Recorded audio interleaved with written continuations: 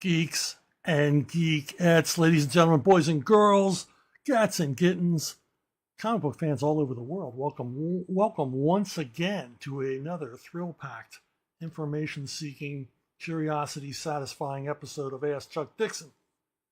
It's a very, very special episode. No one dies or gets married or anything like that.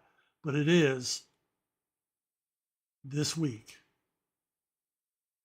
If I can get this dang thing working. It's 100% Ignatowski. It's Ignatowski all day long. Joshua Ignatowski, everywhere you look, from the bottom to the top, all the way down. It's Ignatowski this week. The often promised, always dreaded, all Joshua Ignatowski episode. And let's honor the man by answering his very first question. What do you think became of Lula after Mark saved her in Mark Spector Moon Knight number 10? Did she make it home to her parents for Christmas? Did she tell them about what happened in New York City during the Acts of Vengeance? Or about how Moon Knight saved her life? Yeah, I get a lot of questions about Moon Knight. Not just from Joshua, but from a lot of you. I was on the book for 2 years and apparently made a big impression on a number of you. Yeah, Lula shows up in Acts of Vengeance, which is the book to the left here if you're watching, Moon Knight number 10. This is part of a big crossover event where it was a Change Partners and Dance event where heroes got to meet villains they had never encountered before. And in the issue, I start with this young girl who on either Christmas Day or Christmas Eve throws herself off a building. She's committing suicide, and the captions are her suicide note to her parents. And Moon Knight, thankfully, is there to rescue her. And then throughout the rest of the story, she's kind of an eyewitness to what goes on in Acts of Vengeance as New York City is in chaos. It's been invaded by villains. And, the heroes are up to their eyeballs in threats. And she basically bears witness to all of this.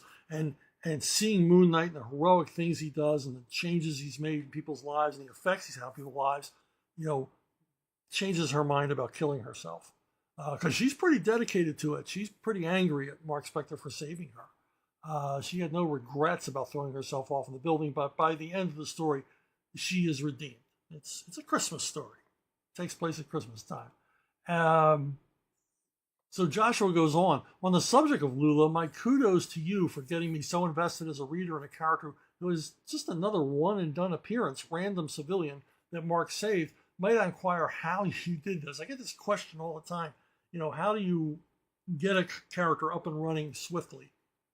Well, in this case, we're sympathetic toward her. She's obviously going through a bad time in her life, although the details are never made clear in the story because it's not necessary. All of us, I'm not saying all of us have ever entertained thoughts of suicide, but we've all had down moments, especially when we're younger and we think the weight of the world is on our shoulders and we're not taking things lightly.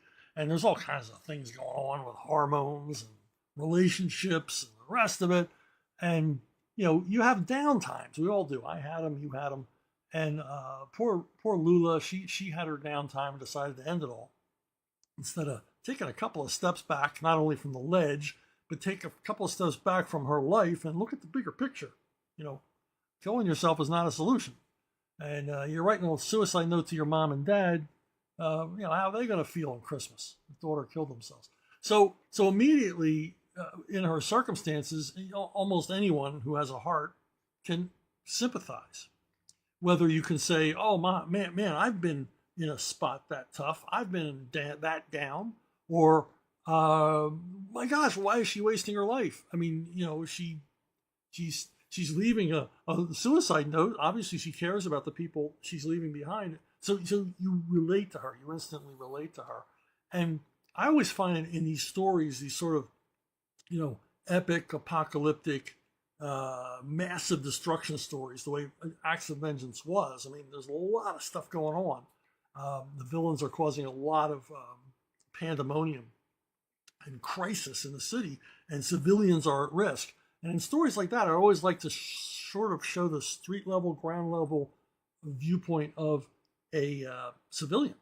what are normal people? How are they reacting to Godzilla stomping down the street, or zombies on the loose? We want to know. I think the reader wants to know, or they are entertained by knowing the street level stuff. So, how in general do I get you interested in a character? By just giving you something very, very quickly, very, very early on in the story that you can relate to, that anybody could relate to. Maybe they're late for an appointment. Maybe they're getting impatient at the drive-through. Whatever. Something in that character, not an extended sequence or anything like that, just a few panels to get you to realize that, hey, they're just like me. I can relate to them. Or, flip side, if they're a bad character, obviously, you're engaged by what they're doing rather than their personality or general demeanor. So villains are all about what they do. Their motives are secondary, I think, to what they're actually doing, because that's what engages us in the story. Okay, we go on. Joshua wants to know, do you have any favorite alien species in sci-fi media? If so, which ones and why? I've always been fascinated by the Gorn. I know the Gorn appeared later on, maybe, and I think that he shows up in Enterprise, and I don't know what else he showed up, because I don't pay a lot of attention to post-original series Star Trek. But the Gorn always fascinated me because we never saw them again in the original series. We get the impression that Kirk never saw one of these guys. So what are they about? What are the Gorn about? Is the Gorn the alpha species on his planet? Is he at the top of the food chain? Is he a slave to some other race? I mean, what's going on here with the Gorn? And I wanted to know more. So, and again, same thing, the Martians in War of the Worlds. I want to know more about them. We don't learn much about them. They don't share our language. They don't communicate with us in any way. In any iteration of War of the Worlds, the Martians do not engage with humans diplomatically or otherwise, except to kill them, to annihilate the human race. And I've always been fascinated with, what was their society like on Mars? Why were they so damn intent on invading Earth? Of course, Wells makes it pretty clear that Mars is dying as a planet, and they're going to take over Earth and live there. We'll have plenty of water and clean air, animals to eat, whatever these guys ate. So that's always fascinated me ever since I was a kid. And then Wookies, man. I fell in love with Chewbacca the minute I saw him. I thought, man, this is so cool. This is like having this is like the Lone Ranger and Tonto, Han and Chewie, except in this case, Tonto is kind of like a dog, which is even cooler because, we all should like dogs. If you don't like dogs, you probably thought Lula should have killed herself. I don't know. But Chewbacca, I've always been fascinated with that. And, when the first trilogy, the first few movies came out, I always wondered what his planet was like, what his backstory was like, and where the hell did Han learn the Wookiee language, all that stuff.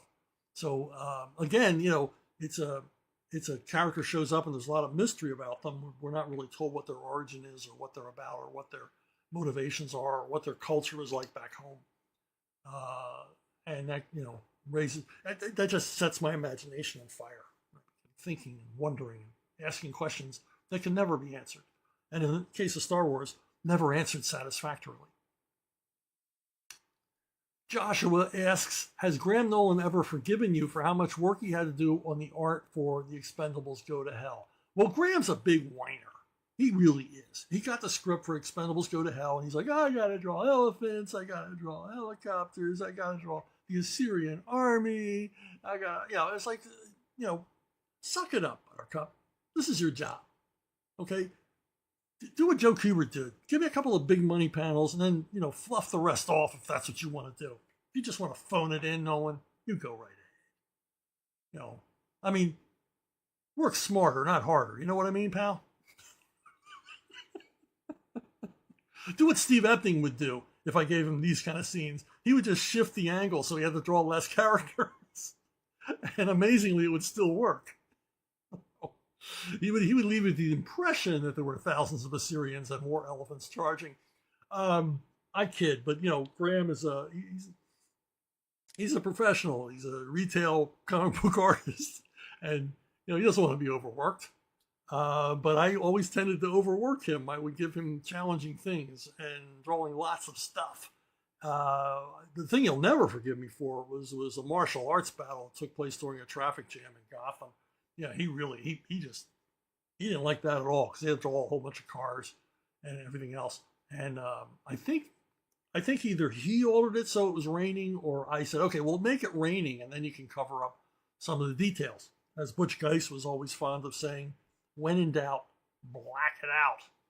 So Butch was another master at making you think you were seeing a whole lot more than you were seeing. And if you pick up Expendables Go to Hell, you can see the prime examples of that. But in the end, Graham totally delivered on the book. I'm just busting his nads here for a moment because I can, because he's 1,500 miles away. So, but the thing is, I mean, it's the writer's quandary. I don't want to overwork my artists, so I don't do a lot of like having to move the camera, having to draw the same thing over and over again as we close in or close out. That's crazy. That's comics are cinematic, but the artist is not a camera. He actually has to draw this stuff. But that said, I mean, Graham did this to himself in Alien Alamo. I mean, he wrote a story in which he had to draw like a bajillion alien crab creatures. And he had no one to blame but himself. Joshua wants to know any new teasers you can share about your upcoming Compass Comics project. Well, let's stay with the Graham Nolan subject. I have this thing coming up. It's being worked on now by a variety of artists. It'll be a one-shot story, and it's called Buttermilk. It's set during the golden age of Hollywood era. It's a bit of a mystery. It's a bit of a comedy. I had a ball writing it. The origin of it, it's like why would you write that? Nobody wants to read that. You're probably right. Nobody wants to read it. But the origin of it was that Richard Meyer, your boy Zach, over at Splato, presented me with this idea set in the golden age of Hollywood, and he gave me the general outlines of what he wanted, and I ran with it. And when I handed it in, he said, "This is nothing like what I wanted, and I can't use it, but I'll pay you anyway." And I said, "No, that's not right. That's not right.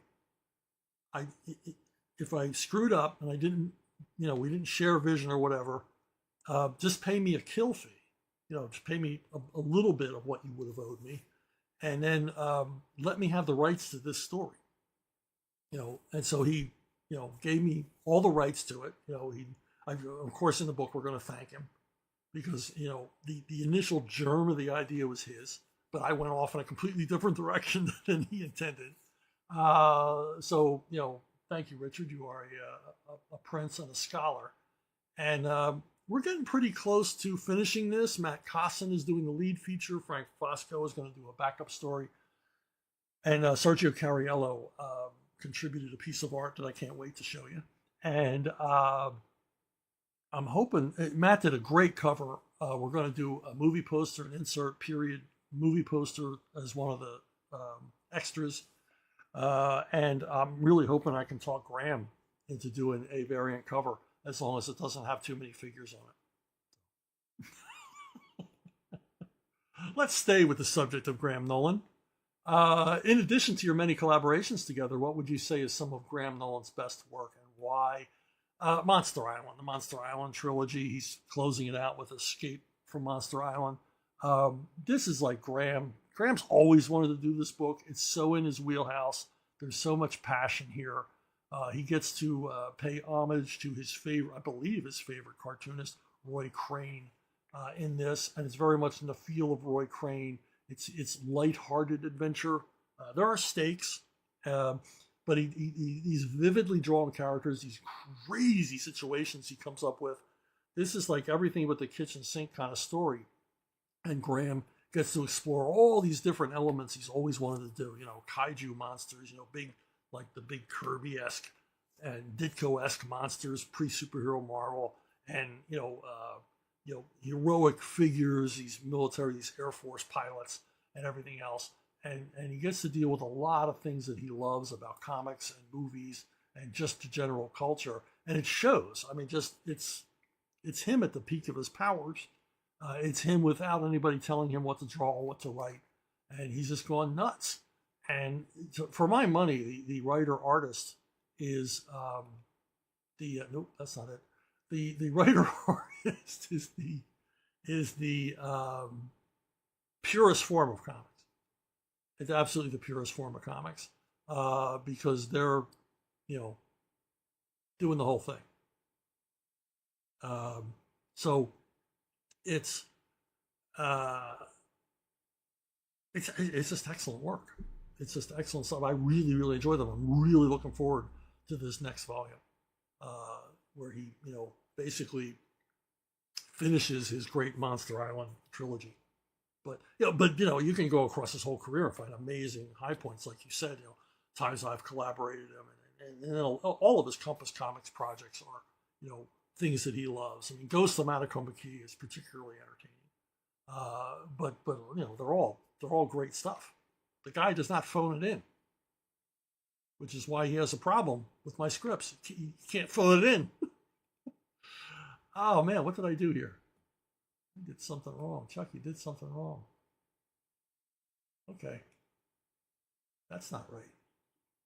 Let's move on. Okay. I'm just messing up all over the place here. Okay, question was pepperoni or sausage?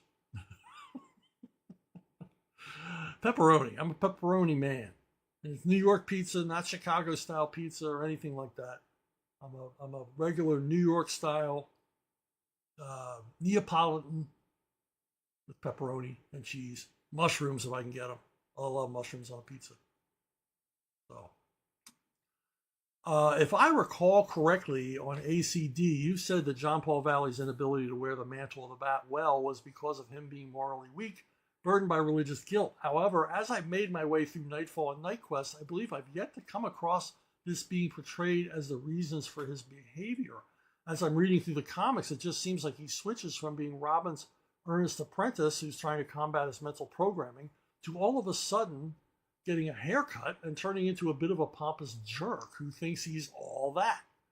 And then, after being assigned to take Bruce's place, leaning into it even harder, he temporarily softens up a little bit at one point on a mission where he's saving a bunch of babies, but in a later issue, ultimately lets someone die on his watch due to being overwhelmed by hallucinations caused by his programming.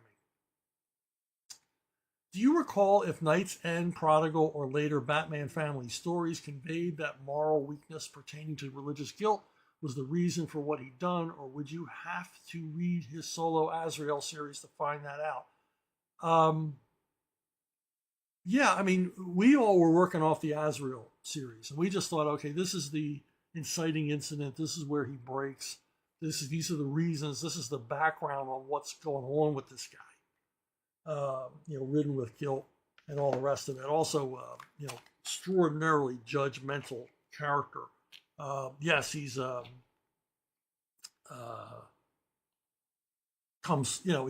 he's basically born out of the Catholic faith and everything else, but he has a twisted version of it. He takes the judgment too far. He takes the guilt too far, and that's his weakness. Now, we didn't refer to a lot through the story because we thought, well, this has been established. This is what's driving this guy. So we didn't, lean that hard into that stuff. We didn't feel there was a reason to reiterate it. Also, I don't think any of us were. We didn't want to make this guy seem like some sort of radical Catholic Avenger vigilante type. We just wanted to say that maybe this guy was weak going in. As Larry Hama always said, guys go to war and it brings out who they are. And if you are weak going in, you're going to be weaker coming out. Sometimes war makes a person better. Sometimes, literally, it makes them better. Sometimes it makes them worse. it'll bring out whatever weaknesses, and that's what happened here. He's got sort of a twisted view of the world, a kind of twisted his own version of morality, his own theology, warring in his head. And then you have the programming, which interferes with any kind of, cogent thought process where he might actually work this out on his own. He's basically a one-man cult member. If you know anything about cults, cults not only get you to do what they want you to do and make you obedient, they also lower your IQ. Seriously, they study this with Hare Krishnas, with other cult members that I won't name because I would get sued, but their IQ lowers because they're no longer thinking for themselves. I mean, your IQ, your brain is a muscle, just like the rest of your, well, it's not literally a muscle, but it is. You have to exercise. You have to keep feeding stuff in. You have to create thought. You have to consider things. You have to, and if you're in a cult, you're not doing any of that. You've given up your imagination. You've given up your reason. You've given up your choice. You've given up all of this. And because of that, the brain, just like any other muscle in your body or any other part of your body, if you don't use it, you lose it. And so you begin your IQ, your intelligence quotient, your ability to reason begins to erode because someone else is doing all your thinking for you. And largely, that's how we saw Azrael, that he was very much driven by someone else's desires, put with him, and he's made to believe that he shares these desires. And in the end, when he's finally redeemed, he doesn't. He sees the literal error of his ways. Okay, Joshua says, I've noticed that in the Rippaverse, most characters besides ICYMI have suits that look very live action with intricate scene lines and such. Do you know if more characters with more comic book style suits with that classic, more simplistic style, like the one ICYMI has, might be in the hopper for upcoming Rippaverse stories anytime soon? If you can't let us know, blink twice. Let us know if ND Andrews holding a vaporizer ray to your head. No, I'm free to answer. I mean, the Rippaverse heroes they don't have typical origins. If you're reading The Great War of Separation, you find out some of these powers are acquired through experimentation by the government. Some of these people are born the way they're born, but a lot of them aren't. They're looking at these powers as utilities, as assets they can use in whatever task, if they're military, if they're police, or whatever. So their costumes are more functional than decorative. I think, ICYMI is different. He becomes a superhero.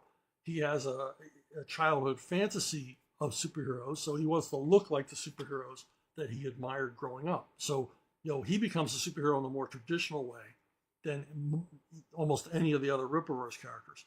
The only the only concession to this is Brian Solari has a cape, which I have a lot of fun making fun of, and I will keep making fun of until he loses it. My idea is Solari's got to dump that cape. It doesn't really serve any kind of purpose, except that he thinks to make him look cool, or maybe he thinks it inspires the public to see him flying up there, makes him more visible. Certainly, I don't know. I'll figure it out. I've done a lot of thought on this about Brian and his cape. But remember, I mean, a lot of these characters don't even have superhero names. I mean, the Horseman does not call himself the Horseman. He's never referred to as the Horseman except by other people. And Alpha Corps, it's Brian, Ingrid, and Braxwell. They just have their own normal names. So Rip is a bit different. So the outfits are utilitarian. They're made to be functional, made to be easily washed. I mean, made to be replaceable. I mean, Horseman doesn't always go out in the same outfit. I'm going to show in future stories, Alpha Corps can change up outfits depending on what the duty is. Because I just love that. If you've watched any of these videos, I love when a superhero has different variations on his costume for different purposes. So I think I've answered that one. I think you mean when. When creating new comics characters, do you more often come up with the powers first or the personality? It's always the powers with me. I mean, I think that's true of almost anybody. I don't think anybody thought, hey, we got this really neurotic Peter Parker character who's just a big loser and, is afraid to talk to girls. Let's give him the powers of a spider. No, I think it was quite the other way around. Well, what about if a character had the spider? He could cling the walls and shoot webs. And yeah, okay. Now, what's he like? What's he like at home? And I think that's where you have to begin, because the superpower, it's the gimmick. It's the gimmick. It's what makes it's often in the character's name. I mean, Plastic Man. He can stretch. He can do this. What's he like? He's Plastic Man all the time. What's he like? And, Jack Cole wisely decided that Plastic Man would be a bit of a parody on superhero stories. So Plastic Man is, he's not as big a goofball as they show him in recent iterations. He's not an idiot. He's not a fun-loving, dude, but he certainly doesn't take himself terribly seriously, as the stories show. But so the powers really dictate. I mean, a character like the Flash, you would assume is kind of hyper. In the earliest stories with Barry Allen, the joke was that he was always late for appointments. He was late for his dates with Iris Allen. Ha ha ha! That's funny. But you're going to want, that wouldn't be as funny if he had some other power. So that's as far as characterization went in those days. But you can see where they took the powers and gave him a personality of being often tardy, arriving later than promised. They saw that as an extension of the powers, or an irony, or whatever, to build a personality of Barry Allen, which they never really accomplished. But at least they started with something. So yeah, you got to go with the powers first, because that dictates everything else, and that's really the first thing that draws us. If you're a superhero geek, if you love superheroes, it's like, what can he do? What's his power? Yada yada yada. So, have you ever gone hunting? If so, how was your experience, and what's your favorite animal to hunt? Well, I grew up in Pennsylvania, and in Pennsylvania, it's deer hunting. People literally take 2 weeks off to hunt deer in November. And guys that are really dedicated, that go out with bows and crossbows and percussion rifles and flintlocks, they can hunt all the way into January, because there's different seasons for different weapons. I never had any interest in deer hunting, because I thought it's really, really dangerous. It's more likely I'm going to come back tied on the hood of the car than a deer, because I heard too many stories from guys I knew who did hunt, who said they'd be out there pre-dawn, some foggy valley out in Potter County, and even before the sun was up, the rifles were going off. When the fog was so thick you couldn't see your hand in front of your face, they said, this guy's shooting at something. It's like, and with rifles, you could shoot a guy a mile away. You could get hit by one of your strays, die, and you drive home, you don't even know. You don't even know you bagged a fellow hunter. So deer hunting, not for me. Pheasant hunting, on the other, small game, I thought that was fine, because first of all, you're shooting in the air most of the time, and you're using bird shot. So even if you shot one of your, fellow hunters, you're not going to kill him with any bird shot. Chances are it won't even go through his clothes. So I felt that was a lot safer. And my weapon of choice was a Marlin 410 lever action. 410 is a smaller shotgun round. It's about the size of your index finger. And I love lever actions. So all the guys I hunted with, they hunted with 12 gauges. And I didn't have any money to buy a 12 gauge. So my dad let me borrow and eventually gave me this, not this one. I don't own these. But he gave me this 410 lever action, which I absolutely loved.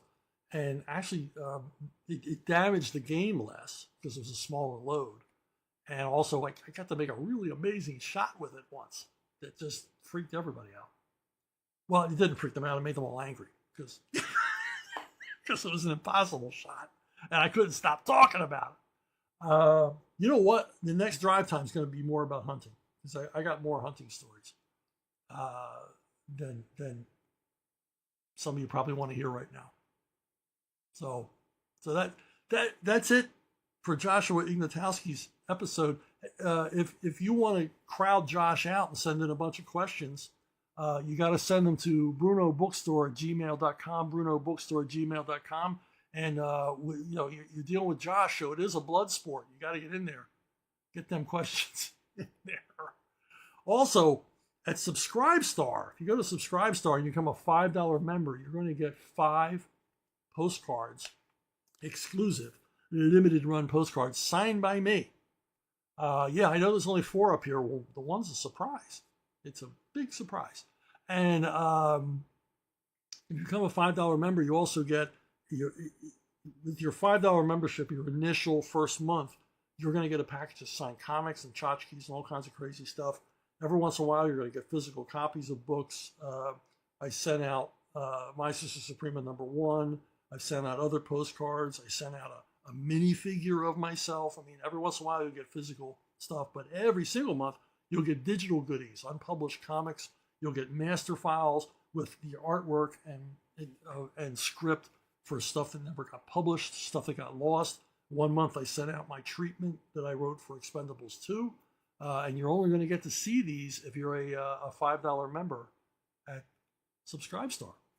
So I'll have the link down below the video, so you head on over there and check it out. There's a lot of fine folks there, and you get first look at a lot of different things that I'm working on.